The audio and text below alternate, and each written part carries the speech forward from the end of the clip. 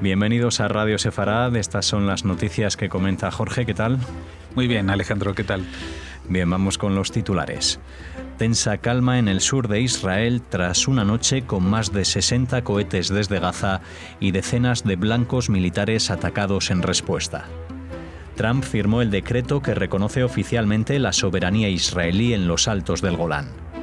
España vota contra Israel en la ONU, no respalda el reconocimiento del Golán, pero condena el misil sobre el centro de Israel. Una de las familias más ricas de Alemania va a donar 11 millones de dólares tras descubrir que sus antecesores emplearon reos de los nazis como mano de obra esclava. Estos son los asuntos de hoy en las noticias de Radio Sefarad. Volveremos después con la agenda cultural en una segunda parte. Una tensa calma reina en el sur de Israel tras una noche en la que más de 60 cohetes fueron lanzados por el terrorismo palestino desde la Franja de Gaza y el ejército de Israel respondió atacando decenas de blancos militares en el enclave costero controlado por Hamás. Ayer, después de lanzar alrededor de 30 cohetes y proyectiles de mortero sobre el sur del país, Hamás anunció que había aceptado el cese del fuego mediado por Egipto con Israel y que entraría en efecto a las 22 horas. Sin embargo, continuaron lanzando otros 30 proyectiles durante la noche. La batería antimisiles Cúpula de Hierro interceptó varios de ellos, mientras que la mayoría de los cohetes y morteros explotaron en espacios abiertos. No se registraron heridos, aunque una casa de la ciudad israelí de Sderot recibió el impacto directo de un cohete que abrió un agujero en el techo y cayó dentro de una de las habitaciones sin explotar. En respuesta, helicópteros y aviones de combate de la Fuerza Aérea atacaron 15 blancos militares en Gaza, que se sumaron a las decenas de sitios bombardeados previamente durante el atardecer del lunes, en respuesta al ataque con un cohete que destruyó una vivienda en el Moshav Mismeret, en el centro de Israel. El último cohete palestino cayó del lado israelí aproximadamente a las 3:15 de la madrugada del lunes al martes. Sin embargo, las escuelas permanecen cerradas por precaución en la región fronteriza con la Franja de Gaza, como así también en las ciudades de Beerseba, Askelon y Asdod. Los negocios de la zona pueden operar en forma rutinaria mientras se facilite el acceso a los refugios antiaéreos cercanos. Los agricultores pueden regresar a sus campos y coordinan las actividades con las brigadas militares locales. Sí, prácticamente, como ven, una especie de mini guerra. Ayer lo decíamos, que calculábamos, por lo menos esa era mi vaticinio, que que las acciones militares iban a ser muy comedidas, entre otras cosas porque estamos en época preelectoral y no se sabe muy bien qué consecuencias políticas podría traer esto, pero también porque en realidad ya contra la zona esta de la Franja de Gaza, desde que Gaza está desconectada de Israel y se gestiona por sí misma, pues ya han ocurrido muchos operativos militares que no han traído una calma definitiva a la zona. Si calculamos, fíjense que esto de las marchas del retorno, de las que tanto se ha hablado y que se les ha puesto el título de marchas civiles y pacíficas, bueno, pues esto empezó el 30 de marzo del año pasado, por lo cual estamos a punto de hacer un balance anual. Pues durante este año de marchas pacíficas se han disparado 1.100 proyectiles desde Gaza a la población civil israelí. ¿Qué les parece? Eso en tiempos de paz, en tiempos de simples manifestaciones, que luego veremos quién las condena y si las condena.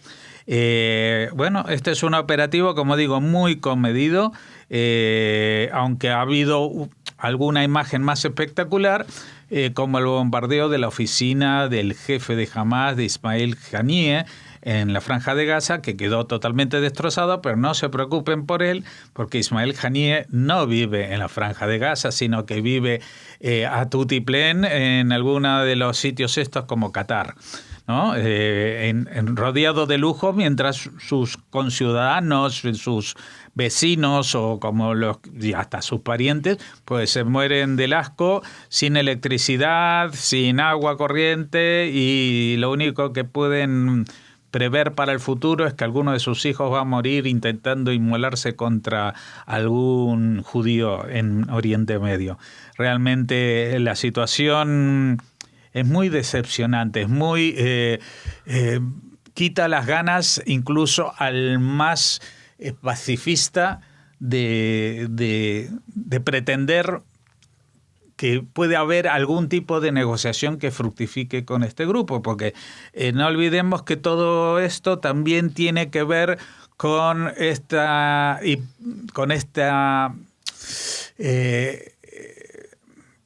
con este permiso de las autoridades israelíes para que reciban millones de dólares y que cierren la boca o que atenten menos contra la población israelí, ¿no?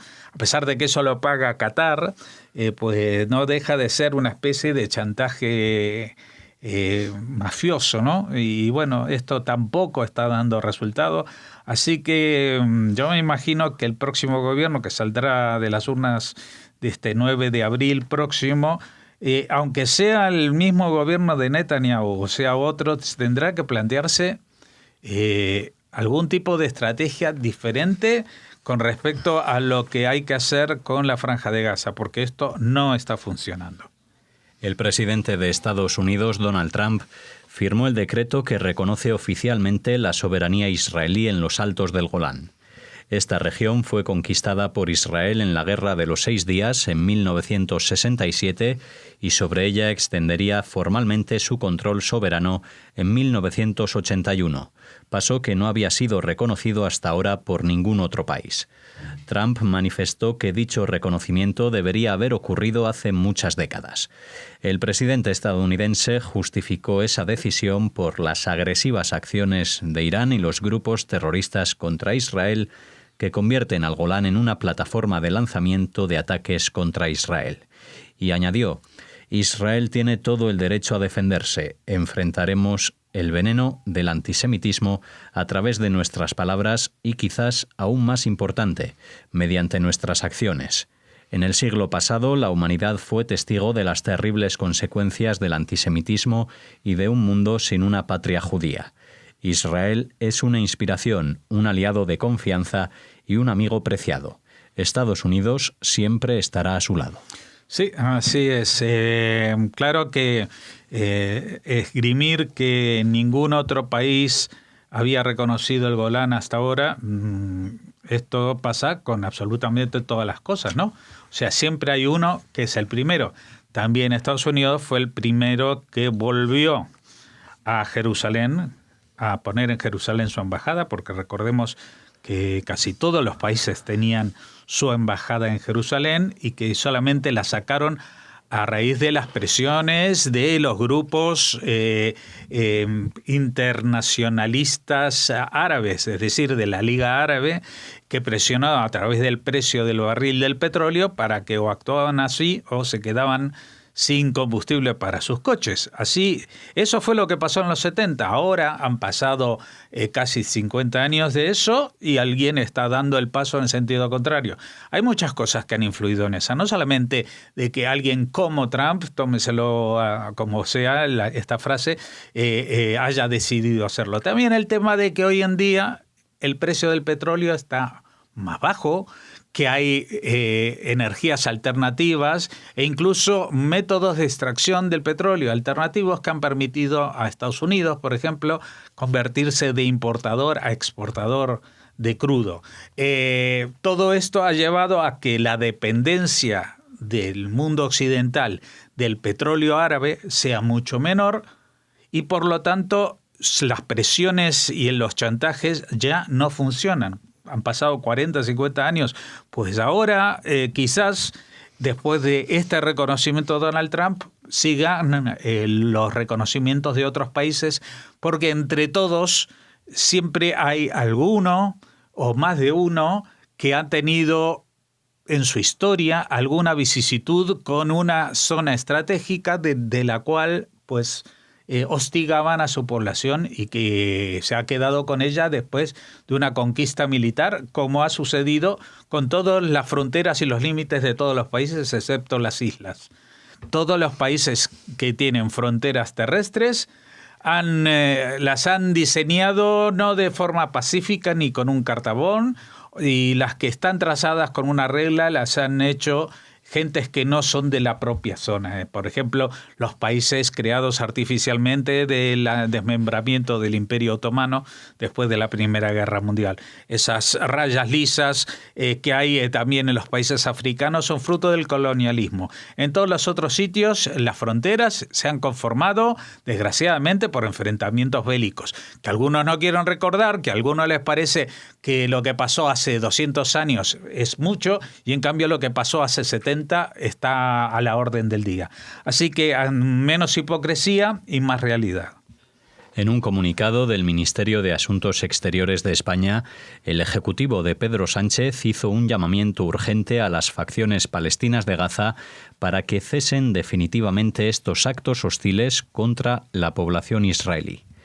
España reconoce el legítimo derecho de Israel a defenderse, aunque le pide contención en su respuesta, según añade el texto. Por otra parte, el gobierno de España ha negado la soberanía de Israel sobre los Altos del Golán y ha reiterado su consonancia con las resoluciones de las Naciones Unidas al respecto. La ONU tiene desplegada desde 1974 una misión de paz en el Golán que se encarga de mantener el alto el fuego entre Israel y Siria y de vigilar la implementación del acuerdo de retirada. Y un tercer asunto relativo a las relaciones entre ambos países.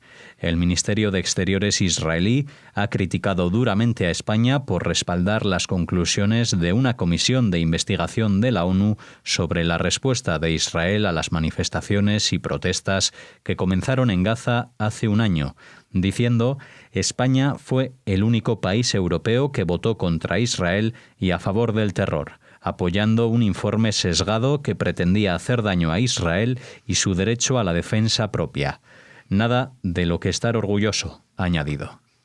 Austria, Bulgaria, Hungría y República Checa votaron en contra junto con Brasil, Australia, Ucrania y Fiji, y el resto de socios europeos se abstuvieron. Sí, la verdad que el gobierno de España sigue haciendo el papelón. Si uno mira las votaciones que hubo en este Consejo de Derechos Humanos sobre el papel de Israel como único responsable de lo que pasa en la frontera con Gaza, pues ve a todos los gobiernos de sátrapas, tercermundos, democráticos. Estoy hablando desde el punto de vista democrático, no de civilizaciones ni de economías, sino que en los regímenes más corruptos del mundo, ahí estaba situada España. No votó con Europa. Todas las naciones europeas se han abstenido y algunas incluso han votado en contra de esta resolución, como las que hemos destacado. Y España no. España vota con los regímenes más degradados, entre ellos, por supuesto, todos los países de la Liga Árabe, que de forma automática condenan a Israel incluso antes de leerse sobre qué trata el asunto. Y después de que lo condenan a Israel como único responsable de lo que pasa en la Franja de Gaza, resulta que ahora que los de Gaza disparan un misil que llega incluso pasando Tel Aviv, entonces España dice: no, eso está mal. Y a los que disparan eso, por supuesto, no se atreve, no tiene lo que hay que tener para llamarlos terroristas, sino que los llama facciones palestinas. Facciones palestinas. Es como si aquí en España hace 20 años teníamos facciones vascas. No hay facciones, hay grupos terroristas.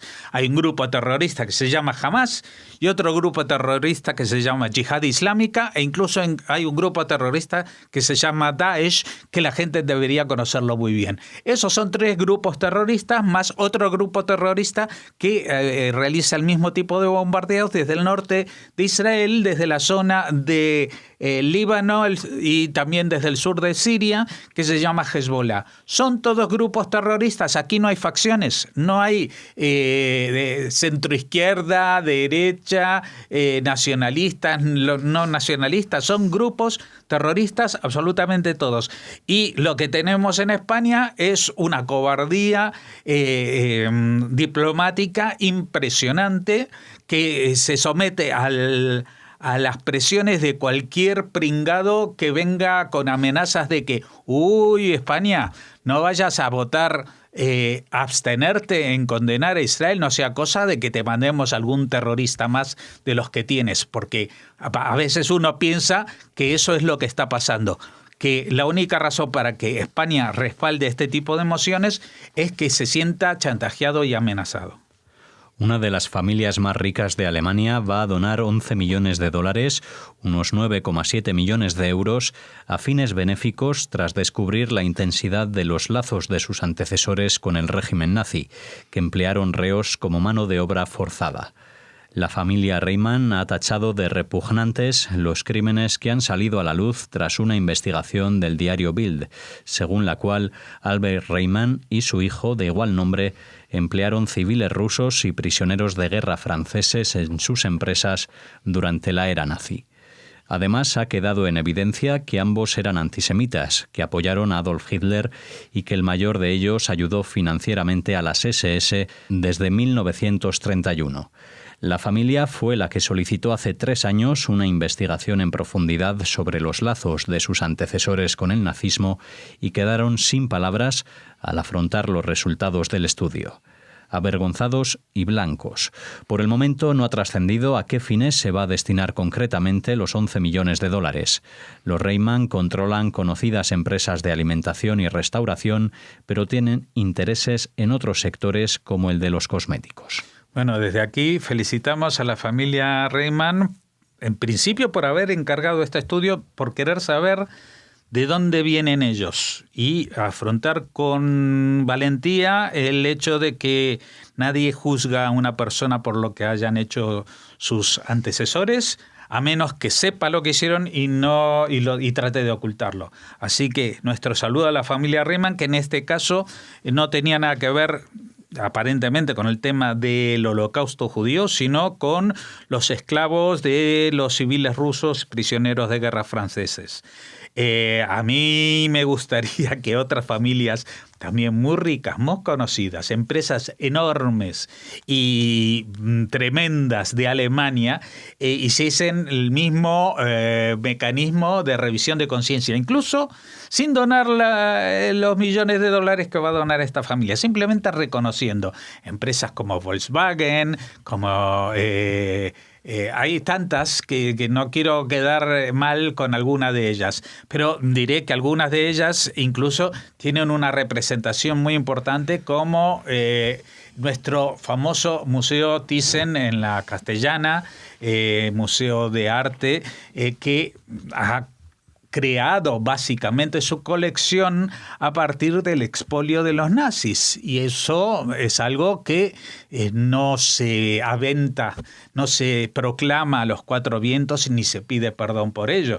Es más, todavía tienen un contencioso sobre un cuadro que ha sido totalmente identificado y reclamado.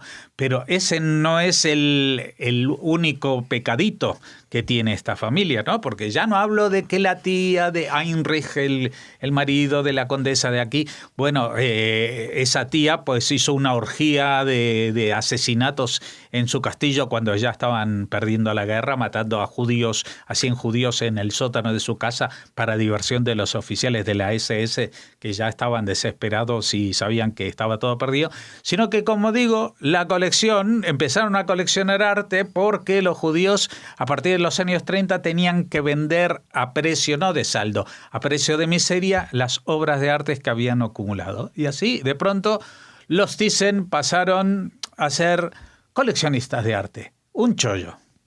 Cerramos esta primera parte de las noticias. Volvemos ahora con la agenda cultural.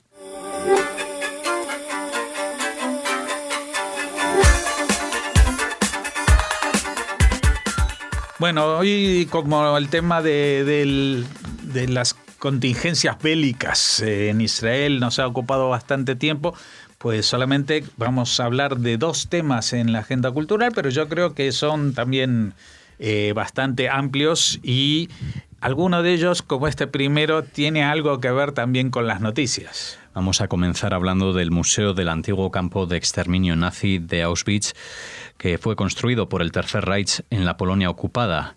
Ha pedido a sus visitantes que se abstengan de hacerse poses y fotos frívolas en un recinto donde se asesinó a 1 millón de personas.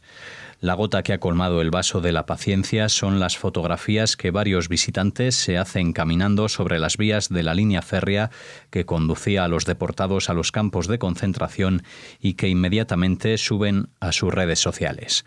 No es la primera vez que los posados en memoriales del Holocausto generan polémica y ya en el 2017 el artista israelí Sahak Sapira publicó imágenes donde combinaba las fotografías y posados frívolos de los visitantes con imágenes reales de las víctimas del Holocausto.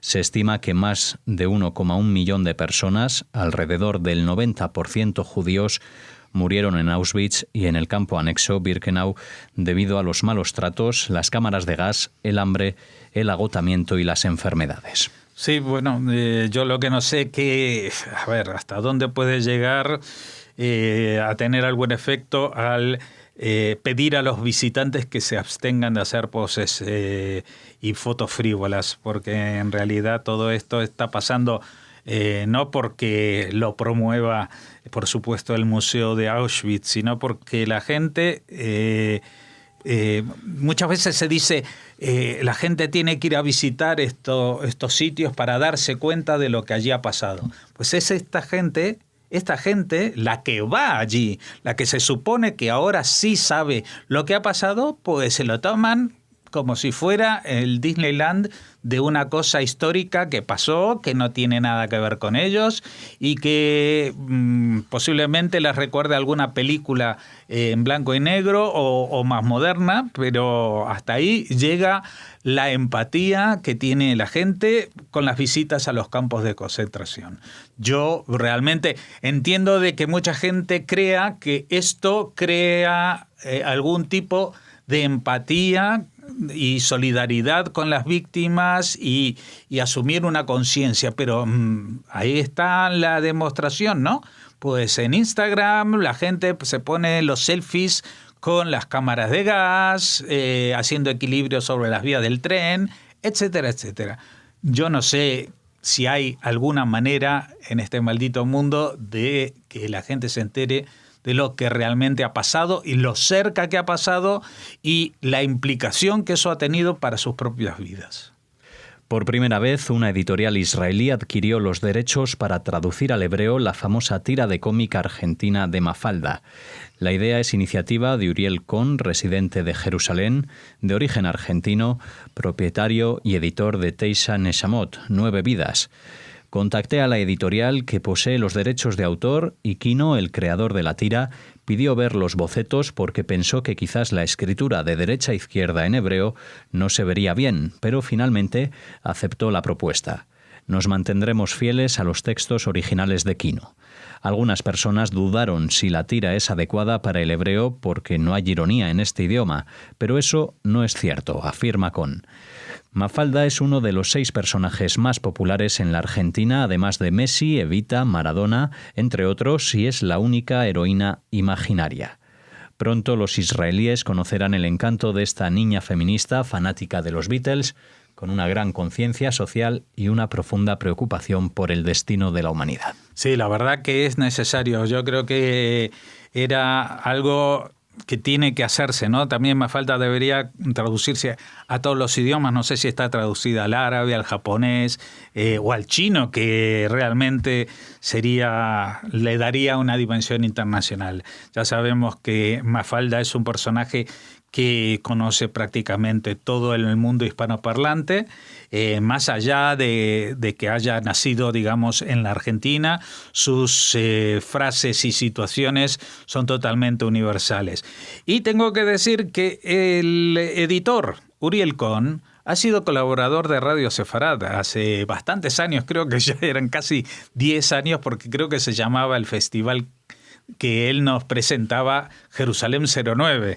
O sea que esto ocurría hace 10 años, estaba en la organización de un festival de jazz en Jerusalén, que es una misión cultural bastante complicada, y nos presentaba, antes de cada concierto, pues el artista que iba a actuar, algunas grabaciones, y nos invitaba a visitar Jerusalén. Uriel Cohn es un personaje de la cultura israelí y también especialmente de la de Jerusalén. Y ahora pues va a tener el beneplácito de haber traído al mundo de los hebreoparlantes un personaje tan querido por todos como Mafalda. Pues esperamos poder hablar con él. Le invitamos desde aquí a que vuelva a los micrófonos, ¿no?, de Radio Sefarat para hablar de esta nueva aventura. Vamos a intentar de que nos cuente cómo se dicen algunas de las cosas de Mafalda en hebreo.